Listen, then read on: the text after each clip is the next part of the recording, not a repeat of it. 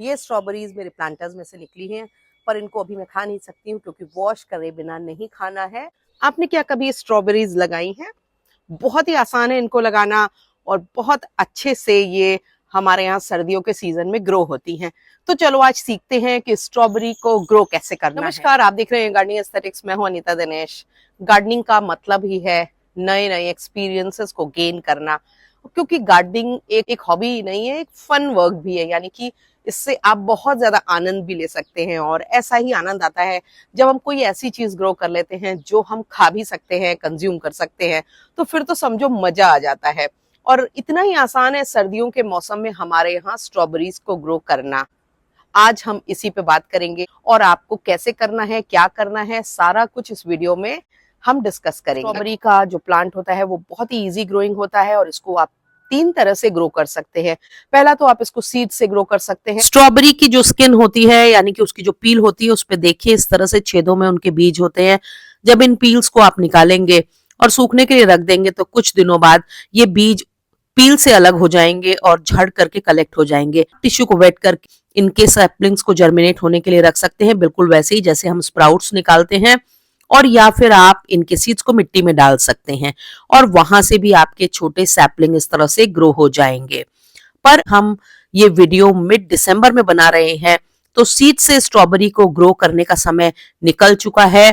ऐसे में आप नर्सरी से इनके थोड़े बड़े सैपलिंग्स ला सकते हैं, जो आपको 40 से 60 रुपीज तक आराम से मिल जाएंगे और ये कुछ इस तरह के दिखाई देंगे। स्ट्रॉबेरी के प्लांट को लगाने के लिए 10 से 12 इंच तक के जो गमले होते हैं वो परफेक्ट होते हैं, क्योंकि इनमें फ्रूट्स का साइज भी अच्छा होता है, प्लांट को फैलने की जगह भी मिलती है और फ्रूट की क्वालिटी भी बेहतर होती है। मिट्टी के यानी कि टेराकोटा के और प्लास्टिक के दोनों तरह के प्लांटर्स यूज कर सकते हैं। इनफैक्ट इनको हैंगिंग प्लांटर्स में भी लगा सकते हैं, पर कोशिश करें सिरेमिक के प्लांटर्स को अवॉइड करें। स्ट्रॉबेरी के प्लांट्स को बहुत ज्यादा फैंसी सॉइल की जरूरत नहीं है। आप ये मेरे पॉट देख रहे हैं, इनमें मैंने अपने यहाँ की नॉर्मल गार्डन सॉइल लगाई थी, जिसमें कि मैंने 1 चम्मच बोन मील पाउडर मिला दिया था। आप बोन मील नहीं यूज करते हैं तो रॉक फॉस्फेट को भी यूज कर सकते हैं। उसके बाद फिर मैंने इसमें अच्छी वर्मी कंपोस्ट ऊपर लगभग 3-3 इंच तक भर दी। और पूरा इसलिए नहीं भरा क्योंकि आगे चल के जब मैं इसमें अपने प्लांट्स लगाऊंगी जो कि पॉलीबैग में लगे हुए हैं, तो उनमें भी मिट्टी होगी, और वो जो मिट्टी होगी वो क्योंकि प्लांट की पेरेंट सॉइल होती है, इसलिए उसको इस पॉट में डालना जरूरी है ताकि जो क्रीपर्स हैं वो बेहतर ढंग से ग्रो हों। अब इनके ऊपर मैं अपने प्लांट्स को लगाऊंगी। यहाँ पे मैं 3 स्ट्रॉबेरी के प्लांट्स लगा रही हूँ 3 प्लांटर्स में। जब भी आप बेबी प्लांट्स को या सैपलिंग्स को लगाते हैं तो हमेशा ये ध्यान रखें कि उनकी रूट बॉल को डिस्टर्ब नहीं करें। अगर आप रूट बॉल को डिस्टर्ब नहीं करेंगे तो आपका प्लांट रीपॉटिंग शॉक में नहीं जाएगा, जिससे कि उसकी ग्रोथ कंटिन्यू रहेगी। और ऐसा ही मैं यहाँ पे कर रही हूँ। मैंने अपने प्लांट्स को इस तरह से दबा करके खूब अच्छे से उनकी पेरेंट सॉइल के साथ ही लगा दिया है, और एयर पॉकेट्स ना बने इसके लिए बहुत ही अच्छे से दबा दिया है।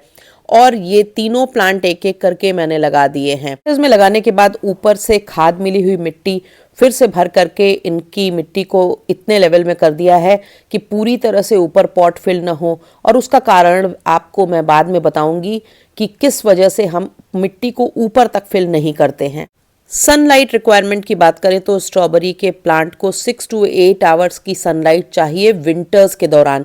यानी कि हमारे यहाँ जिन जगहों पे हम रहते हैं, खास करके नॉर्थ इंडिया के प्लेन्स में और सेंट्रल इंडिया के तमाम एरियाज़ में, वहाँ पर सूरज इनको सर्दियों में फरवरी तक 6 से 8 घंटे का कम से कम चाहिए, और फरवरी के बाद धीरे धीरे आपको इनको आफ्टरनून सन से बचाना होगा। सनलाइट कम मिलने पर इनके प्लांट की ग्रोथ नहीं होगी, फ्रूट्स अच्छे से नहीं आएंगे और फ्रूट अच्छे से पकेंगे नहीं। फरवरी के बाद आपको इनको दोपहर की तीखी धूप से बचाना होगा, नहीं तो इनकी पत्तियां और इनके फ्रूट्स बर्न होने लगेंगे और उनकी क्वालिटी खराब होने लगेगी। स्ट्रॉबेरी के प्लांट को कंसिस्टेंटली मॉइस्ट सॉइल चाहिए अच्छी ग्रोथ के लिए और अच्छी फ्रूटिंग के लिए। जब शुरू में हम स्ट्रॉबेरी के प्लांट लगाते हैं तो हमको लगभग पॉट में 1 इंच के लगभग वाटरिंग करनी चाहिए, और वो पानी पॉट में अच्छे से सोख हो जाएगा। पर जब फ्लावरिंग हो जाती है तब फ्रूटिंग के लिए आपको इसमें कम से कम 2 इंच तक पानी डालना पड़ेगा। इससे ये स्ट्रॉबेरीज जो होंगी वो ज़्यादा टेस्टफुल भी होंगी, ज़्यादा जूसी भी होंगी। तो इस बात को आपको ध्यान रखना है कि वाटरिंग को लगातार करते रहना है, पर आपको हमेशा ये भी ध्यान रखना होगा कि मिट्टी सौगी नहीं होनी चाहिए, यानी कि मिट्टी में मॉइस्चर बना रहे, मिट्टी में पानी प्रॉपर मिलता रहे, और खास करके फ्रूटिंग के समय तो बहुत ही ज़रूरी है। नहीं तो अगर पानी जरा सा भी ज़्यादा या कम हुआ तो फूल झड़ने लगेंगे या फ्रूट्स बिना पके खराब होने लगेंगे। आज जब वो थोड़े बड़े हो जाएं तो नीचे के हिस्से में सूखे हुए पत्ते, स्ट्रॉ या फिर कोको कॉयर से उसको मल्च कर दीजिए। मल्च करना इसलिए ज़रूरी है ताकि मिट्टी में मॉइस्चर भी बना रहे और मिट्टी में गर्माहट भी बनी रहे, क्योंकि आगे चल के फ्रॉस्टी डेज आने वाले हैं और फ्रॉस्ट की वजह से प्लांट का नुकसान ना हो, इसके लिए भी मल्चिंग जरूरी है। और साथ ही साथ फ्रूट्स की जो क्वालिटी है वो भी कंप्रोमाइज ना हो, क्योंकि स्ट्रॉबेरी नीचे की तरफ लगती हैं तो कई बार वो मिट्टी में अच्छे से सन जाती हैं और उनकी स्किन ऊपर वाली बहुत ज़्यादा सॉफ्ट होती है और हम उनको ऊपर से ही खाते हैं। इसलिए ये ज़रूरी है कि हमारे फ्रूट्स जब देखने में अच्छे और हेल्दी दिखेंगे, शाइनी दिखेंगे और उनकी क्वालिटी अच्छी होगी, तभी हम उनको खाना पसंद करेंगे। साथ ही साथ आपके पॉट्स में फालतू के वीड्स वगैरह भी नहीं उगेंगे, इसका बेनिफिट ये भी होगा। और खास करके जो लोग ज़मीन में लगाते हैं उनके लिए तो ये बहुत ज़रूरी है।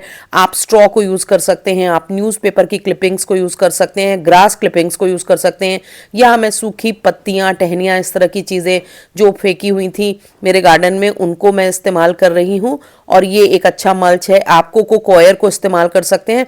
बहुत सारी ऐसी चीज़ें हैं जिनको इस्तेमाल करके आप अपने प्लांट को ना सिर्फ फ्रॉस्ट से बचा सकते हैं, उसके अंदर मॉइस्चर के लेवल को मेंटेन कर सकते हैं, पर साथ ही साथ अपने फ्रूट्स की क्वालिटी को भी अच्छा बना करके रख सकते हैं। स्ट्रॉबेरी के प्लांट की मिट्टी जब हम बनाते हैं तो उसमें बहुत ही अच्छी तादाद में ऑर्गेनिक कंपोस्ट डालते ही हैं, खास करके हमारे यहाँ की मिट्टी की टेक्सचर या ह्यूमस के हिसाब से, क्योंकि अगर हमारे यहाँ की मिट्टी ज़्यादा फर्टाइल और ह्यूमस रिच है तो हमारा कंपोस्ट का जो प्रोपोर्शन है वो कम हो जाएगा। ये 25 से 30% तक रह सकता है।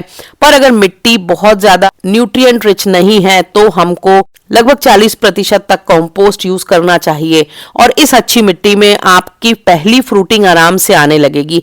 पर लगातार आपके प्लांट में फ्रूटिंग होती रहे उसके लिए कोई भी आप अच्छा ऑर्गेनिक कंपोस्ट यूज कर सकते हैं, लिक्विड, क्योंकि इस दौरान हमने ऊपर स्ट्रॉ डाल दिया होता है, फिर उसको हटा करके और फर्टिलाइजर डालने से अच्छा ये है कि कोई भी आप लिक्विड ऑर्गेनिक मैन्योर डाल दें जो हाई फ्रूटिंग करने वाला हो, और साथ ही साथ माइक्रो न्यूट्रिएंट की एक छोटी सी क्वांटिटी डालें, क्योंकि माइक्रो न्यूट्रिएंट डाल देने के बाद आपके जो प्लांट के फ्रूट्स होंगे उनके कलर्स बहुत अच्छे आएंगे, उनकी जो क्रंचीनेस होगी वो भी बढ़ेगी।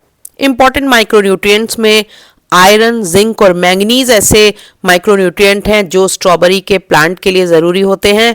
हालांकि इनकी बहुत बड़ी क्वांटिटी की ज़रूरत नहीं होती है, इसलिए सिंपल जो माइक्रोन्यूट्रिएंट मिक्स आते हैं उनको आप यूज़ कर सकते हैं और आप इनके प्लेस पे सीवीड फर्टिलाइजर को भी यूज कर सकते हैं। जनवरी की लास्ट वीक से फरवरी के मिड तक आपके प्लांट में अच्छी ग्रोथ होगी और बहुत ही लंबे लंबे रनर्स इसमें से निकलने लगेंगे जो प्लांट खुद को प्रोपगेट करने के लिए निकालता है, यानी कि इनमें आसानी से रूटिंग हो जाती है और उन रनर्स को जब आप मिट्टी में दबा देंगे तो तुरंत ही आपके स्ट्रॉबेरी के नए प्लांट्स तैयार हो जाएंगे और आप इस तरह से अपने स्ट्रॉबेरी के नए प्लांट्स को बना सकते हैं।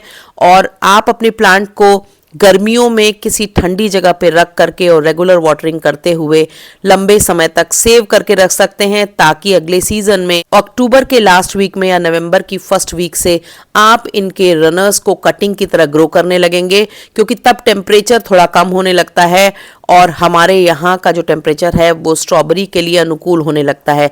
ऐसे में आपके प्लांट्स में अच्छी ग्रोथ होगी और फिर अगली बार आप भी सही समय पर अपने प्लांट्स में फ्रूटिंग ले पाएंगे। अब एक बात कर लेते हैं कि क्या नहीं करना है।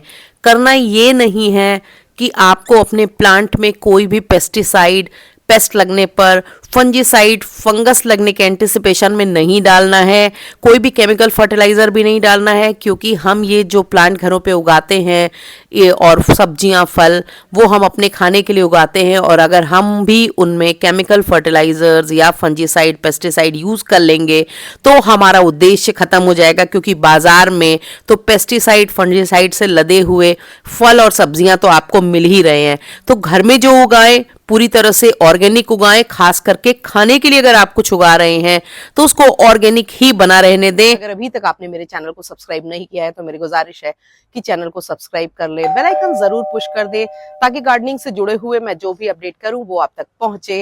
वीडियोस जब पसंद आते हैं तो उनके लिंक को अपने गार्डनिंग लविंग फ्रेंड्स के संग शेयर किया करें और इसके साथ ही उन पे लाइक और कमेंट करने से उनकी स्प्रेड ज्यादा होती है, वो ज्यादा लोगों तक पहुंचते हैं।